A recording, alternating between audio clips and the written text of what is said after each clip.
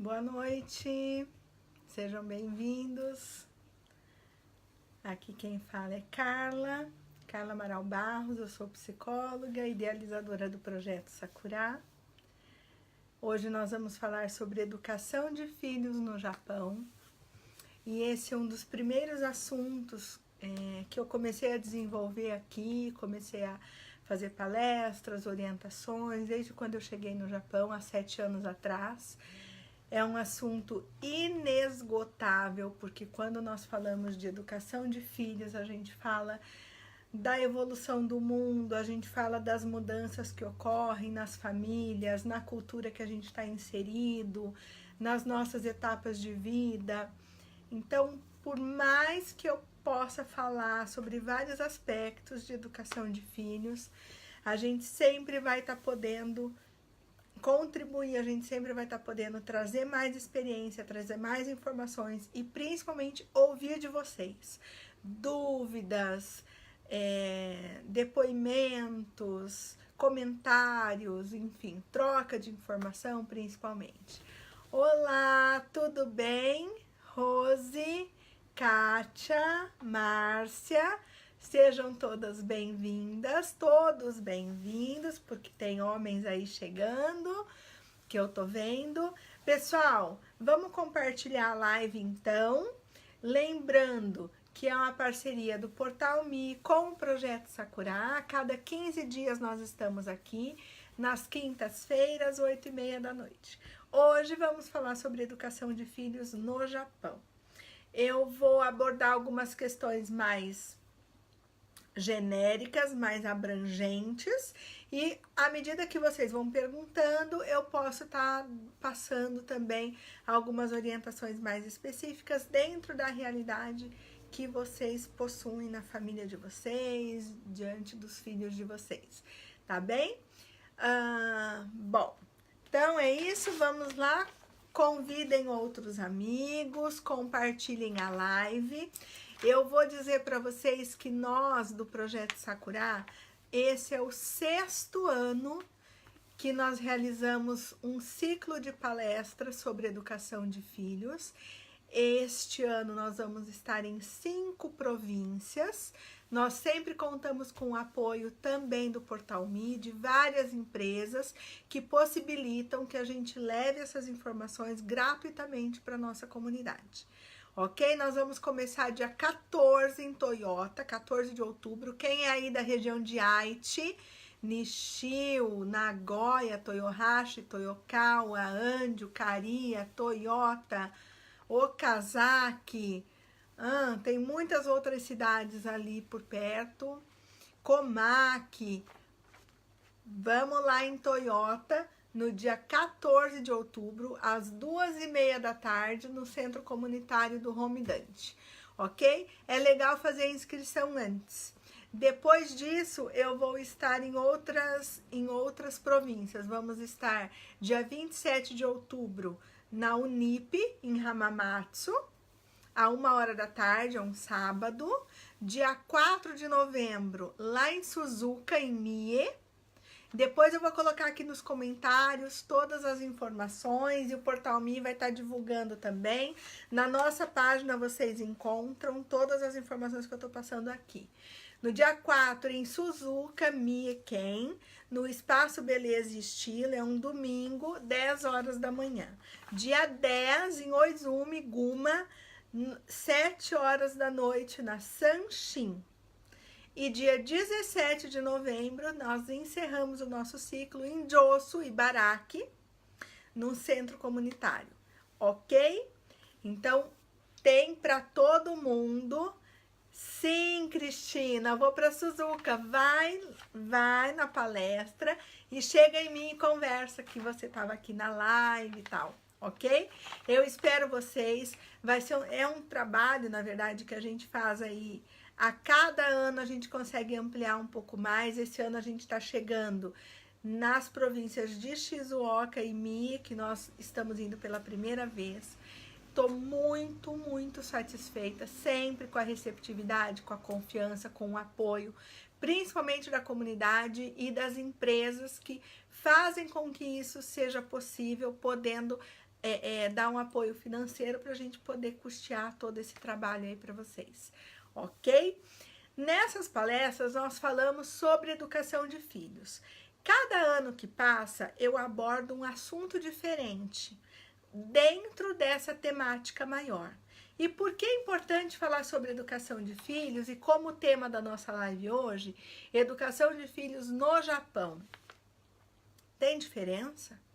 Educar os nossos filhos no Brasil e educar os nossos filhos no Japão? Tem sim bastante diferença, porque tem muitas questões culturais que interferem diretamente no que está acontecendo dentro da família, nas decisões que essa família toma, né? Então, por isso que desde o primeiro ano, quando nós iniciamos o nosso ciclo de palestras em 2013, o primeiro tema foi o desafio de educação de filhos, o desafio de educar entre duas culturas. Foi o nosso primeiro tema no ciclo de palestras, exatamente porque é dessa questão que a gente trata, em como estreitar os nossos valores familiares, as nossas referências familiares, com as questões culturais do país que a gente vive, com as questões culturais do país que a gente tem origem, no caso, o Brasil ou alguns países da América Latina, né? Então, é essa a diferença que existe, é esse acho que é o tempero especial que tem quando a gente fala de educação de filhos no Japão, né? É poder valorizar o que é nosso, o que é da nossa origem, o que é do nosso valor, dos nossos princípios, mas ao mesmo tempo as questões do Japão, ok? Bom, então alguns aspectos que a gente encontra nas famílias aqui no Japão, né? Nas famílias brasileiras, vamos dizer assim, nos imigrantes aqui no Japão. O que eu vou estar falando é o que nós encontramos com maior frequência, tá? Então, pode ser que alguns de vocês se encaixe nisso, se identifique com isso, e pode ser que não. Por quê? Porque sempre tem algumas exceções, mas via de regra são as questões principais que nós encontramos na comunidade. Bom, casais sem apoio familiar, sem o apoio da família de origem, é muito comum, na verdade, a maior parte das famílias que estão no Japão são famílias que estão sozinhos, sem a referência de outros familiares, pai, mãe, tios, primos. Aqui na região que eu moro, por exemplo, é uma região que tem uma característica, tem essa questão também, mas tem uma outra característica, que é de viver na mesma casa 2 ou 3 gerações. Então, as famílias que vieram ao Japão há mais de 20 anos atrás, é muito comum, é muito frequente ter os avós, os tios, às vezes até dentro da mesma casa, até mesmo dividindo a mesma rotina familiar. Mas não é a maior parte. A maior parte ainda são pessoas, casais, que estão com os seus familiares no Brasil e estão aqui trabalhando e cuidando dos seus filhos, né?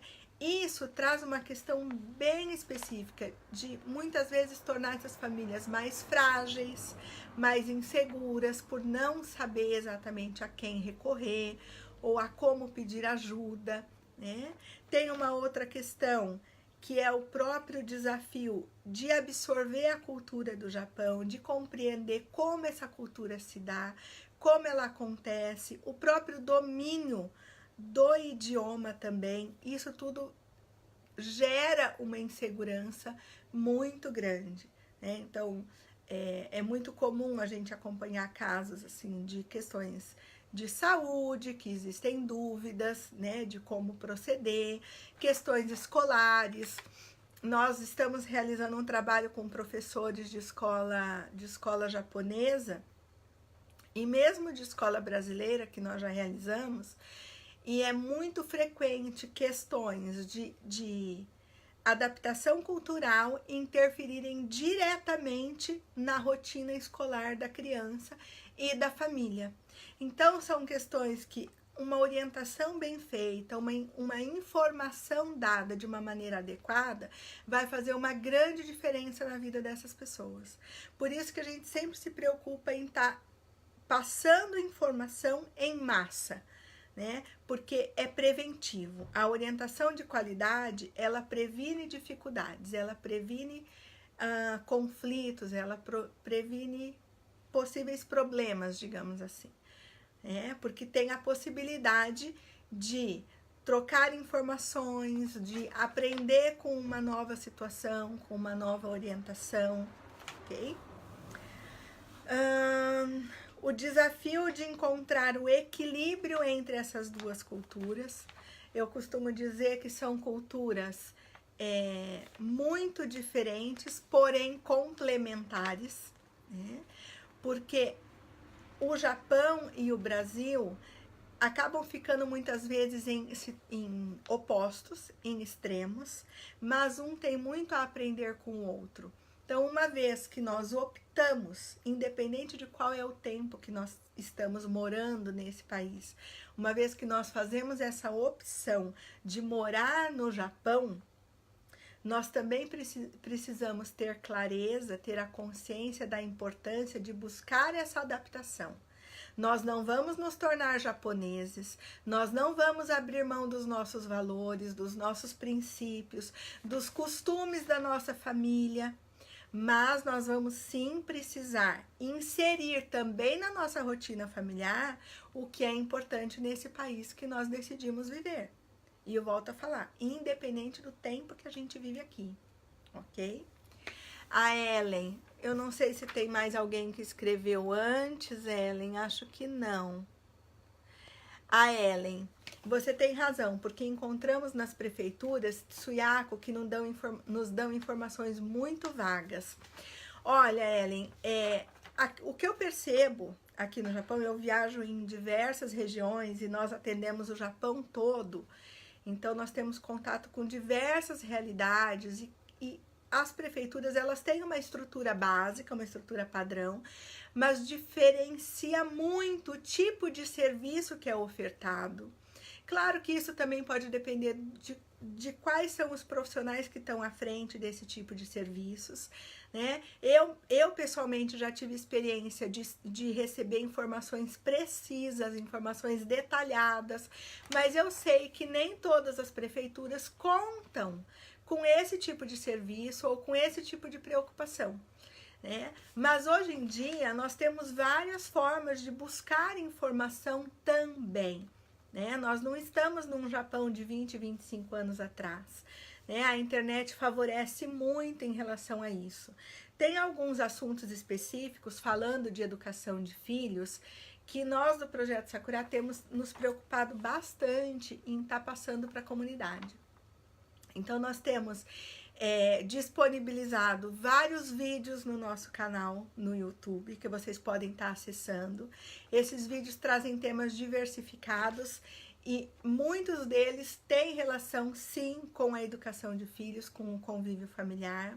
A gente tem feito live, essa própria live aqui no Portal Me, ou mesmo na nossa página, trazendo essas questões e diferentes aspectos da educação de filhos, né? Bom, continuando aqui. Uma outra realidade que as famílias apresentam com muita frequência, ainda apresentam e ainda é muito forte, por quê? Porque a comunidade brasileira está vivendo um novo momento de chegada no Japão, tem muitas famílias vindo pela primeira vez, tem muitas famílias retornando depois de 10, 15, 20 anos fora do Japão. Então, existe ainda muito presente dúvidas em relação aos objetivos de futuro dessa família. O que exatamente essa família quer, o que exatamente ela vem buscar. Então, algumas famílias retornam ao Japão, acreditando que estão vindo sim para estruturar as suas vidas aqui e morarem aqui. Mas quando chegam, se deparam com determinadas situações, ou até mesmo a adaptação das crianças, pode fazer com que elas mudem, pode fazer com que elas queiram ajustar, ou pode também acontecer situações imprevistas, né? improváveis que façam com que elas mudem os seus objetivos ou com que elas se percam nos seus objetivos. Então, essa realidade também é uma realidade muito presente e que vai interferir diretamente na qualidade do relacionamento familiar. Então, esses aspectos que eu listei até agora são as principais realidades que a gente encontra nas famílias que moram aqui no Japão, ok? O que a gente faz, então, diante disso? Pessoal, fiquem à vontade, a frequência tá muito legal, mas podem fazer perguntas, comentar, ok? Bom, o que a gente fazer diante disso? Educar é dedicação, não tem outro caminho. E como nos dedicarmos diante da nossa realidade de trabalho, diante da nossa realidade enquanto pais, enquanto profissionais aqui no Japão. Se educar é determinação, se educar é dedicação, se educar é cuidado, não tem como a gente falar de educação e não parar para pensar sobre qual está sendo a sua dedicação enquanto pai e enquanto mãe. E dedicação não quer dizer você ficar o tempo todo à disposição do seu filho. Dedicação, cuidado, atenção, educação quer dizer você saber exatamente qual caminho você está trilhando com o seu filho, o que você está ensinando para o seu filho. É aí que faz a diferença. Nós, enquanto pais, enquanto mães, nós somos o melhor e maior exemplo, ou deveríamos ser o melhor e maior exemplo para os nossos filhos. E ser exemplo não é falar. Os filhos, não necessariamente eles vão seguir apenas o que a gente fala. Primeiro eles vão seguir aquilo que nós fazemos, aquilo que nós mostramos, aquilo que nós executamos. Isso em primeiro lugar. Então, que exemplo eu tenho sido para os meus filhos? Vamos nos questionar, porque cada vez que a gente se questiona, não é para a gente se culpar. Nós vamos falar hoje sobre culpa também. Mas não é para a gente se culpar, é para a gente buscar melhorar. Porque diante da educação dos filhos, a cada nova etapa, a educação muda. As prioridades mudam, as necessidades dessa criança, desse jovem, desse adolescente e as nossas necessidades enquanto pais, elas mudam também de acordo com o que vai passando na etapa de vida dos filhos e na nossa etapa de vida. Então, quais são as prioridades que nós colocamos na nossa família? O que é mais importante? Se existe um casal que cuida dessa família, ou se você é mãe solteira, ou se você é pai solteiro, se você mora com os avós da criança, quais são as prioridades? Quem é a autoridade? Lembrando que a autoridade não é quem manda apenas. A autoridade é quem tem o respeito, é quem é ouvido, quem é confiável para essas crianças, quem é amigo. A gente vai falar também um pouco dessa questão de amizade na relação pais e filhos. A Isabel Massumi dizendo aqui muito prazer, o prazer é todo meu. Sejam todos bem-vindos, compartilhem a live, convidem mais pessoas para estarem participando. Bom, o que então é importante a gente dar destaque quando a gente fala de educação de filhos?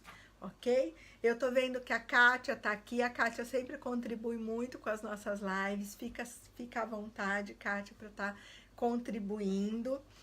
O que a gente percebe, então, é que é importante frisar, destacar durante a educação dos nossos filhos, pensando em sermos exemplo, pensando em o que priorizar dentro dessa educação.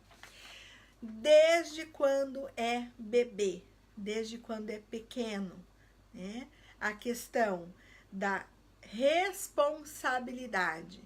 Ah, Carla, mas como assim? Como meu bebê de 2 aninhos vai ter um comportamento responsável, um comportamento de autonomia? Responsabilidade e autonomia a gente não ensina aos 15 anos de idade. A gente ensina desde pequenininho. Quando a criança brinca, e aí a gente ensina que ela precisa juntar os brinquedos e guardar naquela caixa, ou guardar naquela gaveta. E que sempre, claro, sejam lugares que favoreçam, que facilitem para a criança ter essa atitude, para que a criança tenha esse comportamento. Então, desenvolver a responsabilidade nos nossos filhos é desde sempre. É chegando da escola e guardando o sapato no lugar, é tirando a roupinha suja e colocando no lugar certo, é conservando o seu espaço organizado, o seu quarto. Quando a criança tem um espaço físico para ela tem a tendência a querer cuidar melhor daquilo, né? A querer manter mais organizado, é o local que ela brinca, é o local que ela estuda, né? Se for um espaço em comum na família, é um espaço compartilhado, então a criança não deveria monopolizar, né? A gente tem que andar sem pisar nos brinquedos, sem se machucar. Então, isso já é, desde o início, ensinar, dar o exemplo para os nossos filhos do que é ser responsável e ter autonomia. É a cooperação em família, porque nós somos uma família, temos os adultos, temos os jovens, os adolescentes, as crianças. E cada um deles tem um papel importante na manutenção dessa casa, na manutenção da organização, da limpeza, né? A gente não vai exigir de uma criança de 5 anos que ela lave louça, por exemplo. Mas ela pode guardar os sapatos de todo mundo, ela pode juntar as roupas, ela pode organizar várias pequenas coisas na casa ou na cozinha para contribuir, para entender que ela faz parte desse sistema, que é uma equipe, que é uma família, que é um pelo outro. É assim que a gente constrói o valor de cooperação. E essa cooperação a gente vai levar depois para a nossa vida em sociedade, né? Essa empatia com a dificuldade do outro, com o prazer do outro, com a companhia do outro. É assim também que a gente vai ensinar as nossas crianças a se socializar de uma maneira melhor, ok? Vamos ler aqui que tem comentários. A Diana Takazono. Eu imagino que se em cada cidade fizéssemos um grupo de mães para tirar dúvidas pessoalmente quanto à educação dos filhos, ajudaria muito. Diana, eu concordo com você, mas eu tenho uma observação. Quando a gente fala de grupo de mães, como você está dando exemplo aqui, a gente fala também da experiência pessoal de cada mãe. Então, quando nós recebemos orientação de mães, elas são esclarecedoras, elas são bem-vindas, sim, mas elas também passam pelo crivo individual, o que é de cada uma. E aquilo que é importante para a sua família pode não ser importante para a minha. Então, se forma-se grupos para troca de informação, para auxiliar na adaptação no Japão, eu acho bem interessante. Quando a gente busca informações sobre educação de filhos, o ideal é a gente sempre buscar orientações profissionais, principalmente no que diz respeito ao desenvolvimento das crianças, a adquirir novas habilidades, novos comportamentos. O ideal é que vá buscar orientações profissionais, né? Para isso, nós do Projeto Sakura nos colocamos à total disposição, materiais no nosso site, na nossa fanpage, no nosso Instagram, no nosso YouTube, online, tudo gratuito para vocês acessarem, e aí cada vez mais a gente vai estar disponibilizando isso. Para as pessoas que participam dos nossos eventos, do nosso ciclo de palestras, estas pessoas vão ganhar um presente do Projeto Sakura, né? Que vai ter acesso quem estiver lá na palestra, e esse presente é sim em relação à educação de filhos, ok? Tem mais comentários aqui, deixa eu ver. Uau, vamos lá. A Lid Noda. Eu fiquei 1 ano longe do meu marido com a minha filha. Chegamos pela primeira vez aqui no Japão há menos de 3 meses. Seja bem-vinda, Lid.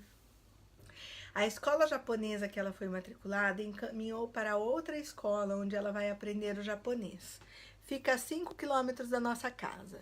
Vendo o percurso que eu fazia todos os dias na ida e na volta da escola, a professora me convidou para fazer o Nihongo junto com a minha filha.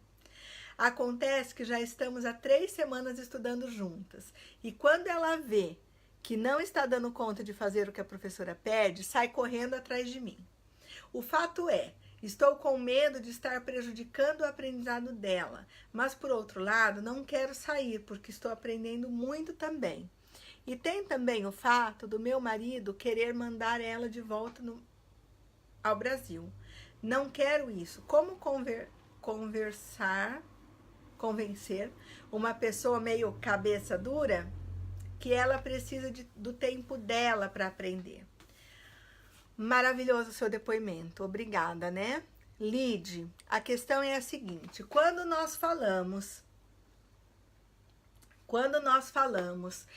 de adaptação, nós falamos de no mínimo 6 meses. Tanto para quem vem do Brasil para o Japão, quanto quem volta do Japão para o Brasil, ok? Vocês estão há anos-luz avançada, as duas estão aprendendo Nihongo, preocupadas com isso. Ela está inserida na escola japonesa, você está buscando informações, está aqui participando da live, perguntando, questionando.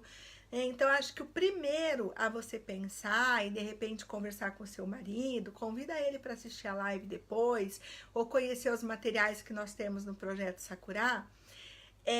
A primeira questão é ter tolerância e paciência, entendendo que é um momento de adaptação e que ainda não passou. Momento de adaptação gera insegurança, desconforto, irritabilidade, nervosismo, pode gerar dificuldades com a alimentação, pode desencadear dificuldades com o sono.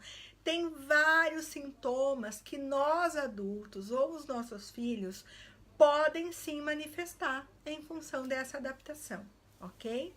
Sobre a sua filha estar chorando, indo até você, você pode conversar com ela em casa. Combina com ela como vocês vão fazer quando ela passar por alguma dificuldade lá na aula de Nihongo. E aí você vai reforçando que de qualquer maneira você está ao lado dela. Ela sabe que você está ali, mas incentivá-la a enfrentar e resolver as questões que estão ali. Mostra que para você também é difícil, né? Procura desmistificar esse momento que vocês estão vivendo.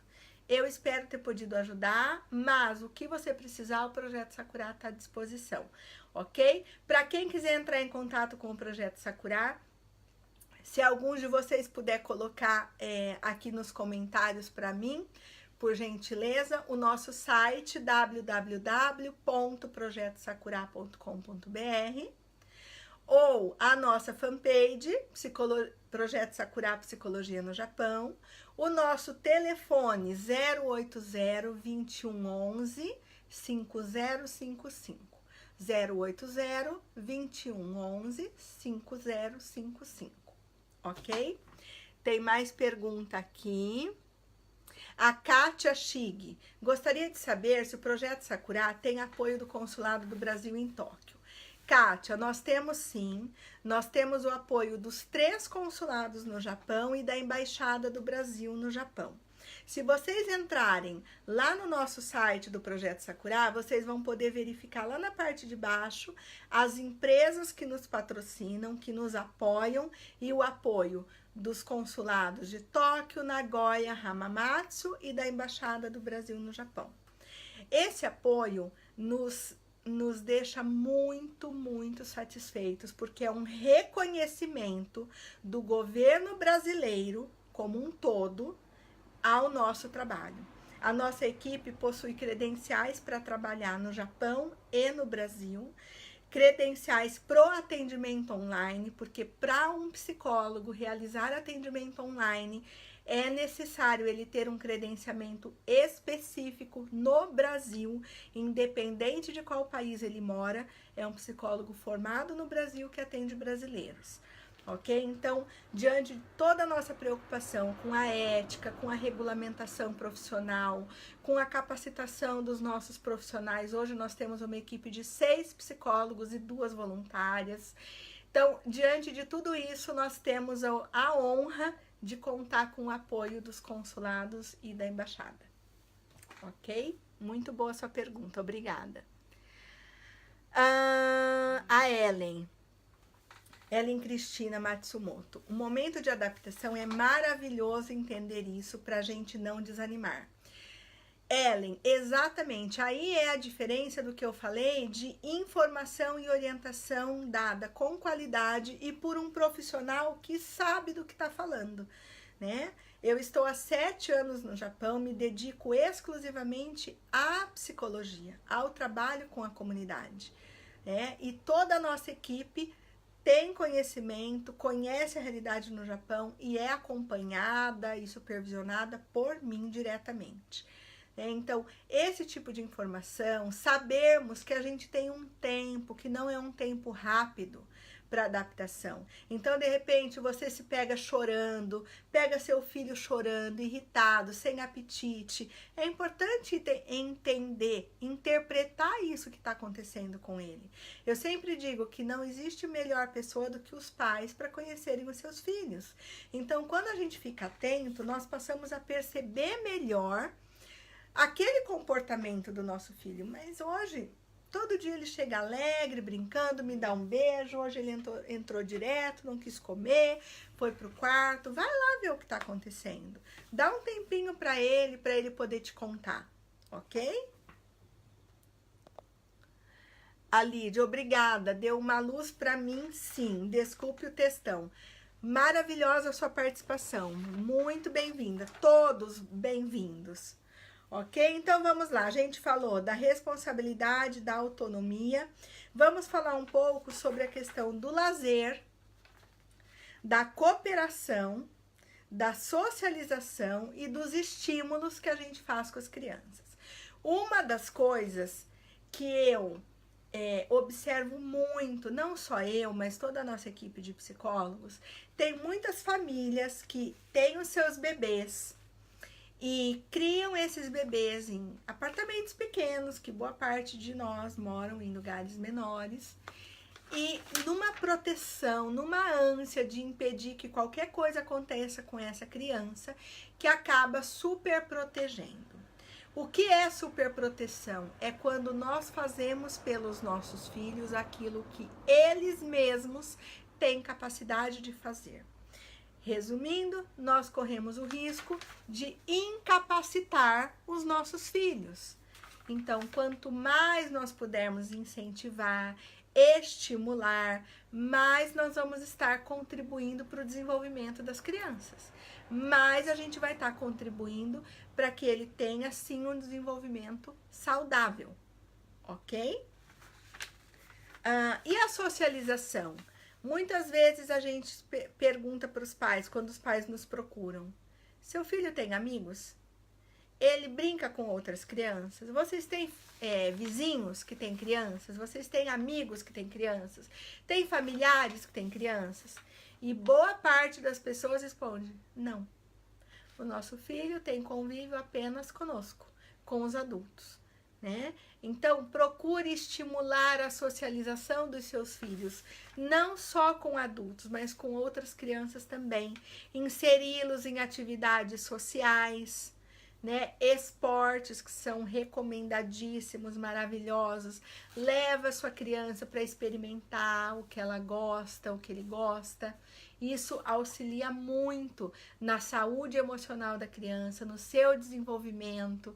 Tudo isso que a gente fala sobre educar os filhos, socializar, sobre colocar limites, sobre estimular adaptação, tudo isso vai fazendo uma diferença enorme na vida da criança quando é acompanhada de estimulação adequada. O que é uma criança estimulada? Uma criança que aprende a correr, a pular, a chutar bola, a brincar na areia, a recortar, a amassar papel, a jogar papel, a brincar de montar, encaixar peças. Isso é uma criança estimulada, que escuta histórias, que conta histórias, que fala do que pensa, que fala do que sente. Isso é estimular o nosso filho. Isso vai diretamente beneficiar a alfabetização das nossas crianças, a socialização das nossas crianças, a saúde mental, a saúde emocional das nossas crianças, ok? Bom, tem aqui a Isabel Massumi. Eu acho que nós mães temos que deixar bem a clara para nossos adolescentes que eles podem contar com os pais sempre. Você não acha?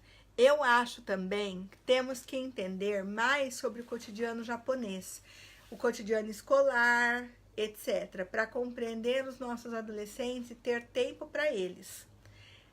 Absolutamente certa, Isabel. É exatamente isso.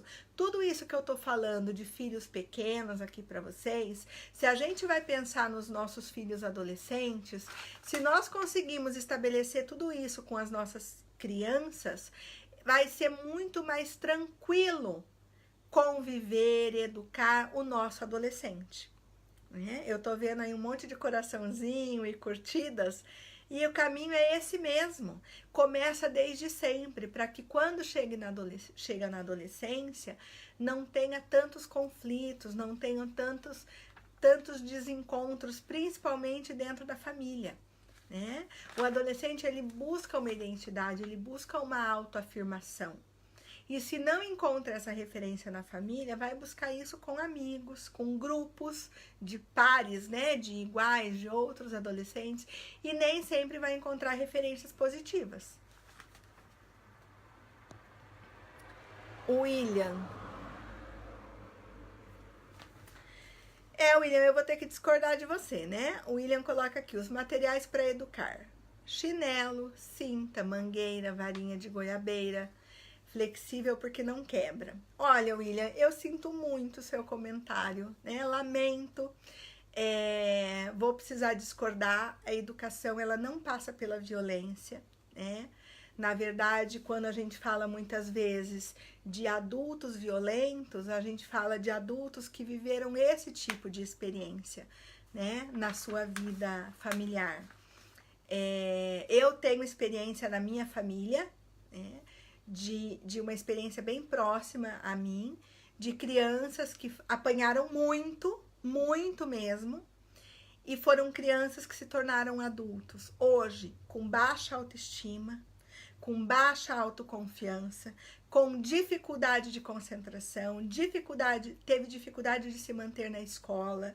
Então nós temos mais comprovações negativas do que positivas, né? A gente já fez uma live aqui no Portal Me, vocês vão encontrar aqui ou na nossa página, falando da diferença de educar e punir, né? Que muitas vezes esses métodos que você colocou aqui, eu espero que você tenha colocado brincando, William, mas que esses métodos são métodos que não educam, amedrontam e tornam pessoas violentas e inseguras.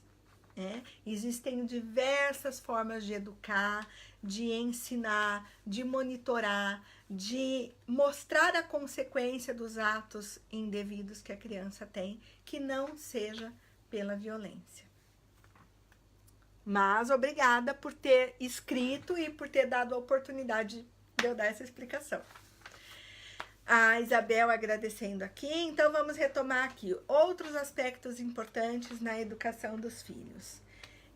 Como que a gente faz para ter a confiança dos nossos filhos? Muitos de vocês já acompanham o meu trabalho, já assistiram palestras minhas. Como é que a gente faz? Como é que a gente consegue conquistar a confiança dos nossos filhos? No começo da live eu falei que tudo passa pelo exemplo que nós somos, pelo exemplo que nós damos.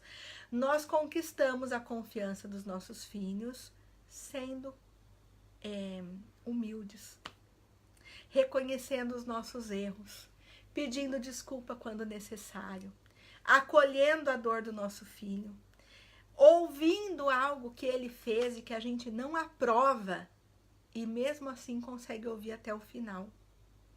Porque a tua preocupação maior é em saber o que o seu filho pensa, é em poder orientá-lo diante daquilo que ele fez. Assim a gente conquista a confiança, né? Eu tenho 2 filhas, uma de 25 e uma de 16. Um desafio educá-las. 2 meninas completamente diferentes, personalidades completamente diferentes. E eu precisei sim aprender a ser uma mãe para minha filha mais velha e a ser outra mãe para minha filha caçula, porque as necessidades delas eram diferentes. Não adiantava eu aplicar a mesma metodologia para uma e para outra, não funcionava. E em determinado momento eu precisei me dar conta disso, que eu precisava aprender, me reinventar no papel de mãe. Então, às vezes, nós adultos, a gente fica muito preso àquilo que a gente acha que é, aquilo que a gente acredita. E às vezes a nossa criança, o nosso adolescente, ele precisa que a gente amplie a nossa visão. Ele precisa ser visto de uma forma mais contextualizada no mundo dele, né? Aquela história que a gente fala, mas no meu tempo, isso é muito legal para contar histórias, para dar referência, para contar de você. Mas nem tudo que no nosso tempo funcionou vai funcionar agora com os nossos filhos. A gente vai sim precisar aprender de novo. E uma das formas da gente aprender é essa aqui. Outra forma da gente aprender é conversando com os nossos filhos. É mostrando para eles que a gente quer fazer certo e que a gente precisa da ajuda deles. Que no momento de explosão, no momento de um ato impensado, a gente pode e deve pedir desculpas, rever aquela postura, aquela decisão que a gente teve. Mas também a gente tem a obrigação, o dever de mostrar para os nossos filhos aonde eles precisam melhorar e aonde eles estão indo bem, aonde eles estão correspondendo à educação que nós estamos dando para ele.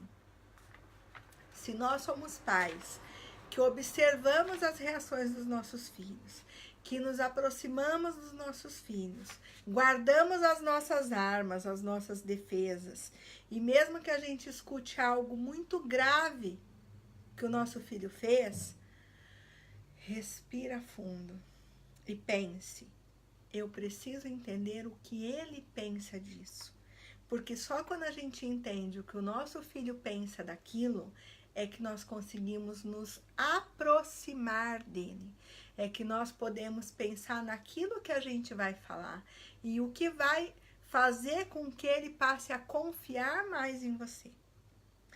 É fácil? Não, nem sempre é fácil. Porque, como eu falei, nem todos os filhos são iguais. Tem filhos que vão ser calados, tem filhos que vão ser grosseiros, tem filhos que vão ser chorões.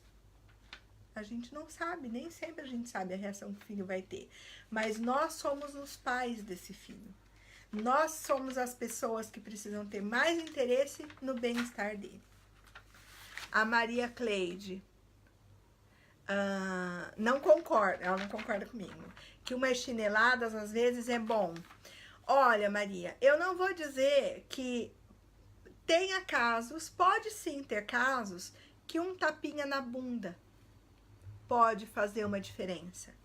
Um tapinha no bumbum. Não é bater com chinelo, não é bater com cinta, não é bater com vara, porque isso machuca.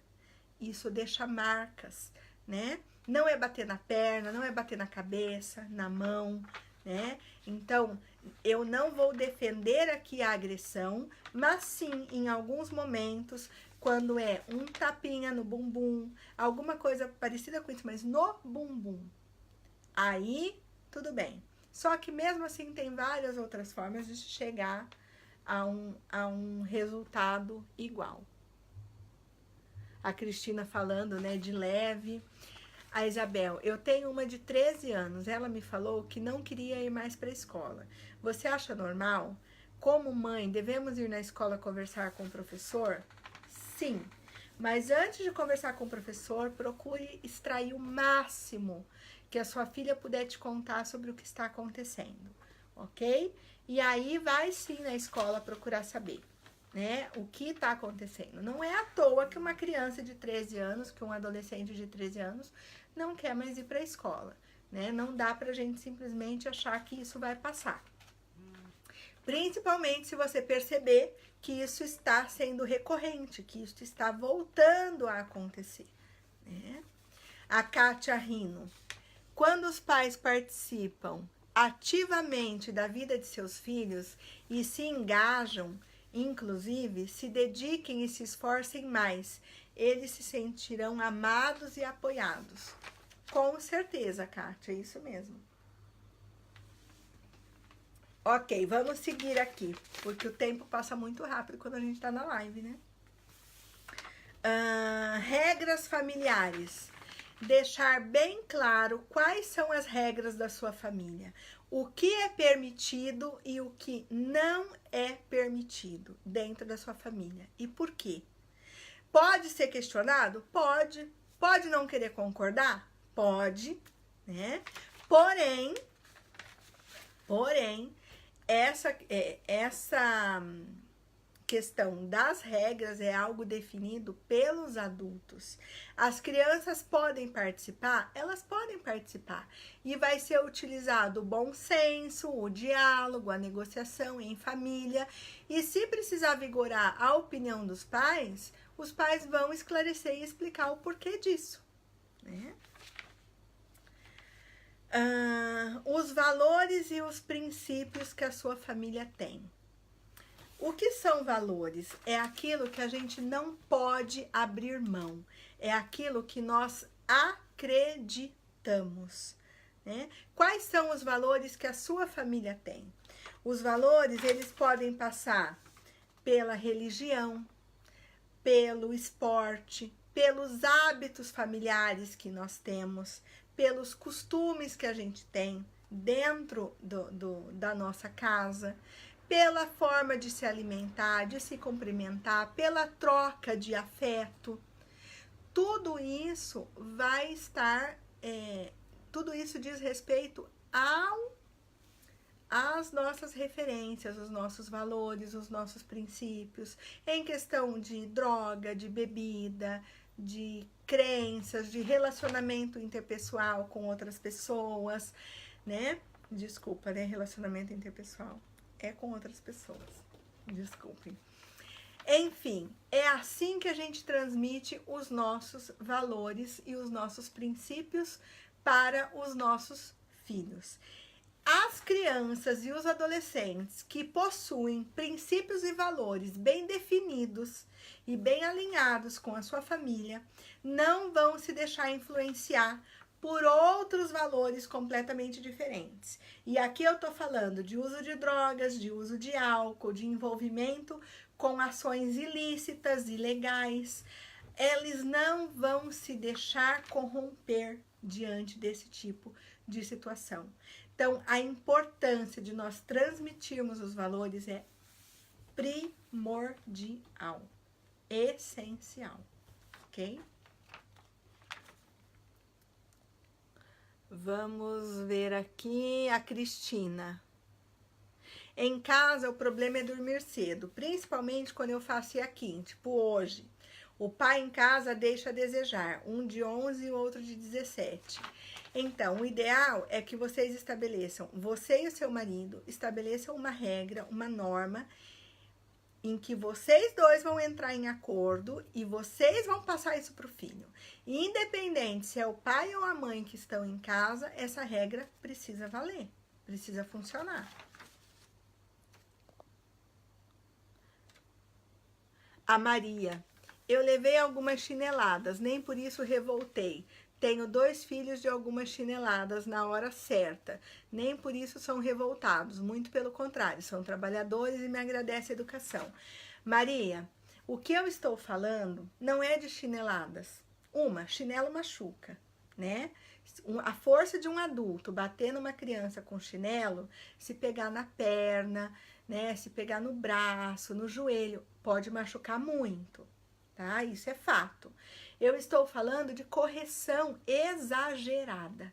Eu estou falando de atos de violência com as crianças, tá? Eu não estou questionando o efeito positivo disso, né? Estou falando que muitas vezes esses atos de violência comprometem, sim, a vida adulta dessa criança, ok?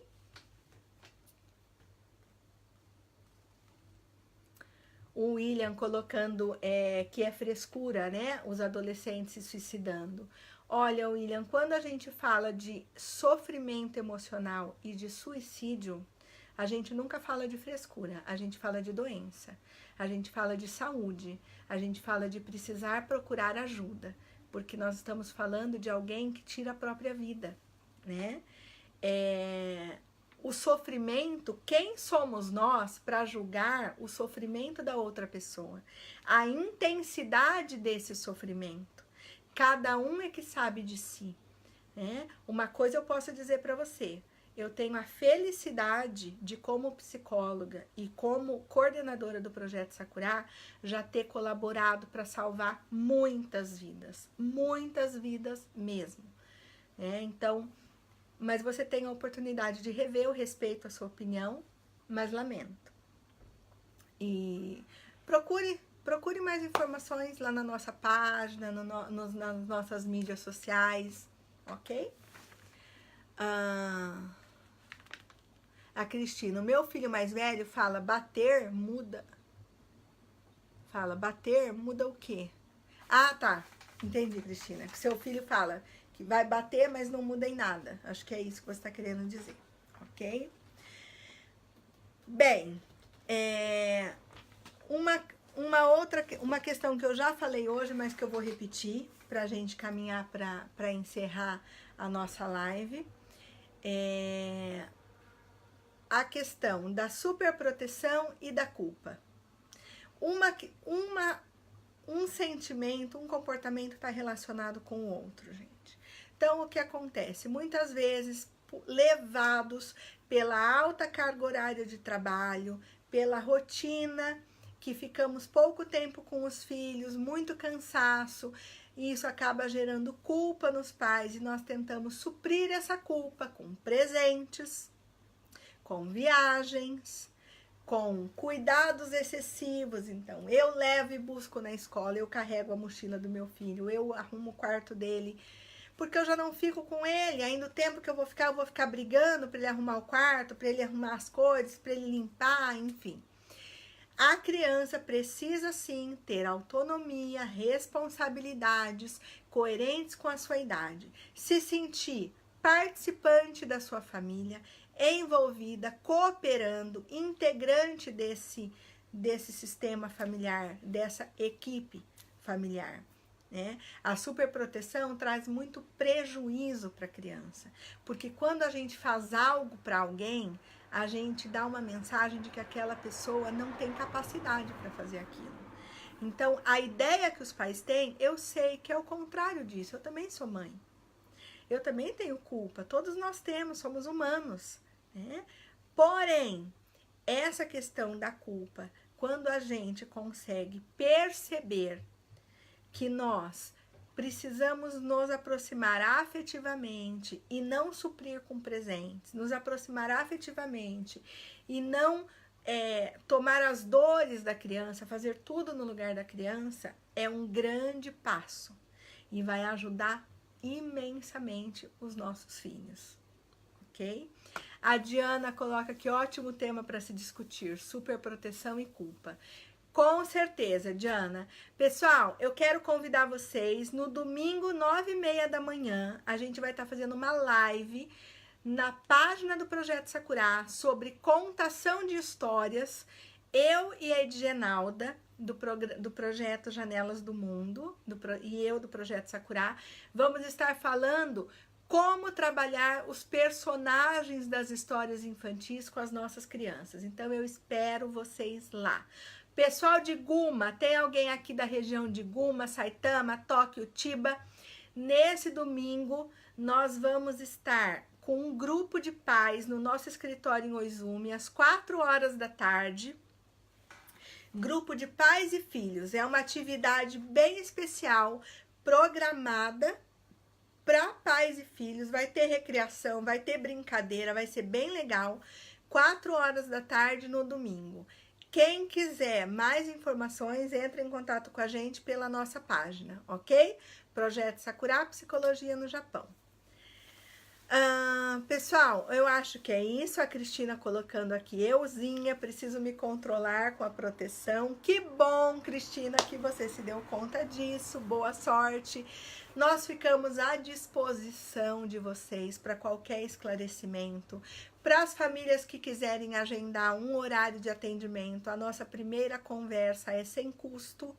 Pode entrar em contato, agendar um horário, a psicóloga vai verificar a sua necessidade e dar os encaminhamentos necessários, ok? Eu quero agradecer. Terminando a live, eu vou colocar aqui todos os links para vocês acessarem. Quero agradecer muito a atenção, a participação, a contribuição. Esperamos vocês nas nossas mídias sociais, YouTube, Instagram, fanpage, página do Face e site, ok? Um beijo grande para vocês, um bom descanso. Até daqui 2 semanas. Dia 14, espero vocês em Toyota. Beijo, até mais.